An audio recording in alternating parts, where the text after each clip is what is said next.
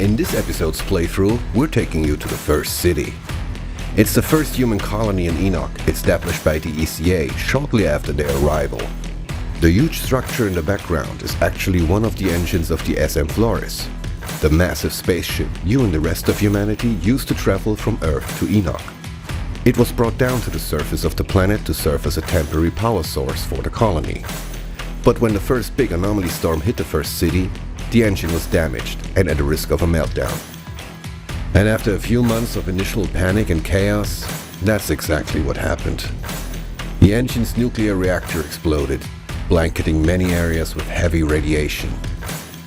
With the city having lost its main source of energy, and most of the water and food becoming unsafe to consume, many perished in the aftermath.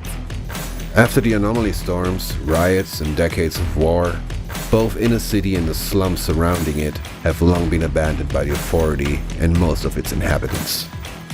This is hostile territory now, and many of them roam around, trying to scavenge for scraps while navigating through the pockets of radiation and monster nests.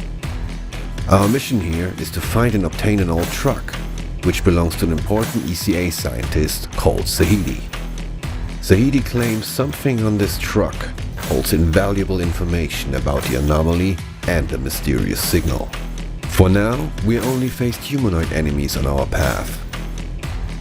But the first city will introduce us to a new threat, the Perforo.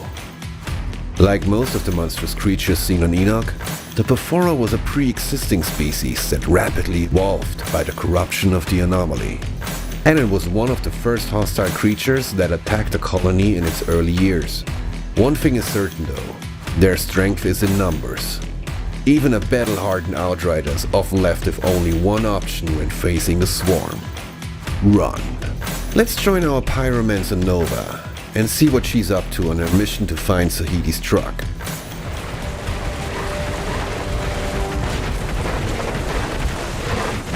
Yeah, like I said, sometimes you just need to run.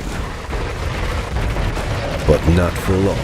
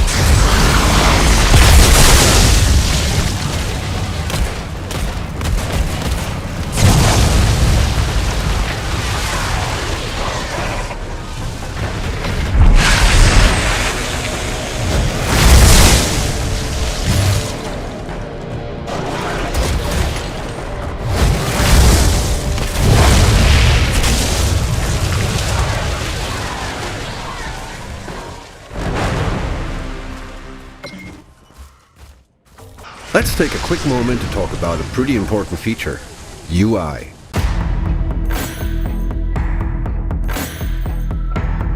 We know that screen real estate is important to shooter fans. There's a lot of information that needs to be delivered, and players have various preferences in terms of the hierarchy of information. We're conscious that different people want different things from an RPG shooter. Some people like seeing everything, from damage, numbers, quest trackers to life bars and more, while others might want a more pure shooter experience. Everyone falls in different places on that spectrum, so we made sure to include options to customize your UI experience however you like. Let's see if I can clear up my screen a little. I really want to take in the view today, so I'm changing my HUD to a more minimal shooter style UI. Let's return to our pyromancer Nova now. She made good progress through the ruins of First City and is now heading towards a giant drawbridge.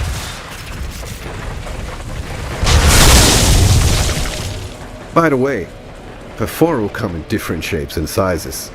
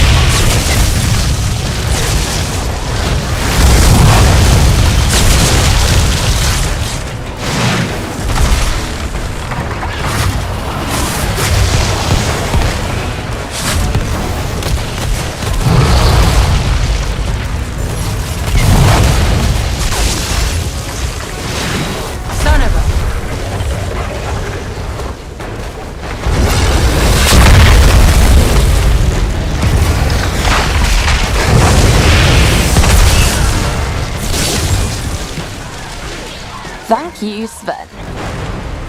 Let's take a moment to talk about dynamic difficulty settings in Outriders.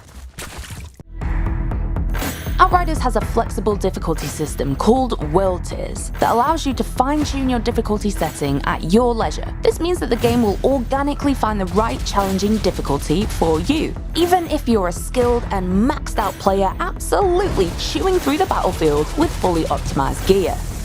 The idea behind world tiers is that you can make Outriders either a just here for the story game or a true hell on Enoch experience. It is totally up to you. Generally speaking, higher world tiers are more difficult as they increase enemy stats such as damage, armor, health, and enemy level. However, you will also gain more rewards, get better loot drops, and unlock more accolades. You'll start on World Tier 1 and scale up as you play the game, depending on your performance. When you eventually get up to the higher world tiers, you will get to a point where you will need to optimize your gear and build accordingly in order to continue to progress. Let's pull up the world tier menu here and have a closer look. As you can see, world tiers can be manually adjusted on the fly, depending on how you're currently doing. You'll gain experience in combat towards unlocking the next world tier, should you be playing on the highest world tier possible for your character. This experience is separate from the character level but is accumulated much in the same way. Experience from quests doesn't contribute to world tier experience, but quest combat does. Where is he? Inside the bunker up the hill. Here's the kicker though. Whenever you die, you will lose a percentage of world tier advancement. This prevents you from accidentally stepping up to even more difficult world tiers should you be struggling on the current one. You really need to earn your spurs here. Each newly unlocked world tier will also reward you with either a resource or a new rare, epic, or legendary weapon, and in some cases, both. Higher world tiers will enable loot to drop that is actually of a higher level than the player themselves.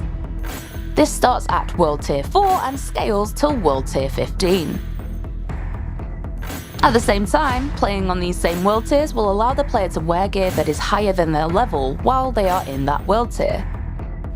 One final note on difficulty. The difficulty of the game and enemies will also be impacted by the amount of players in the game. This will ensure that the game remains challenging while playing in groups with friends, but it isn't punishing to the point of not being fun when playing solo.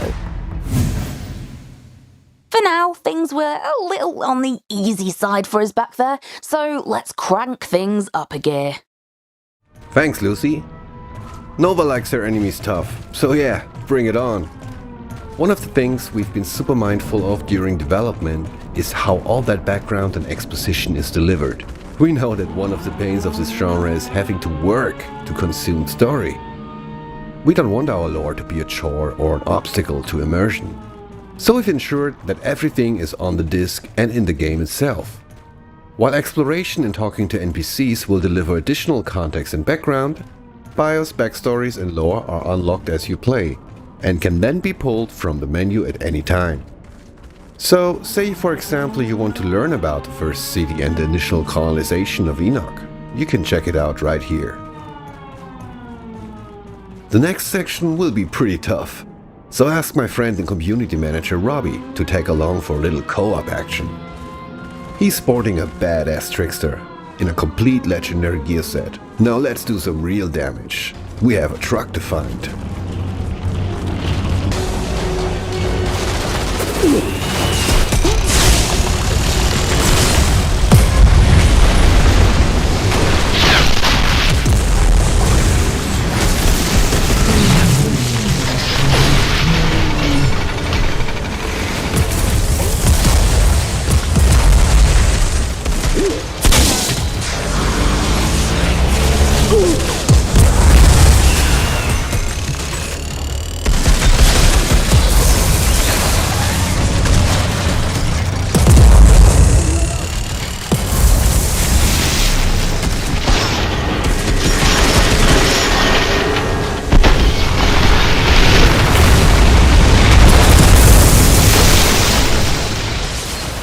In the interest of time and to keep some surprises for you, we're going to skip ahead a little now. Let's join the final minutes of the brutal finale against the portal-wielding captain.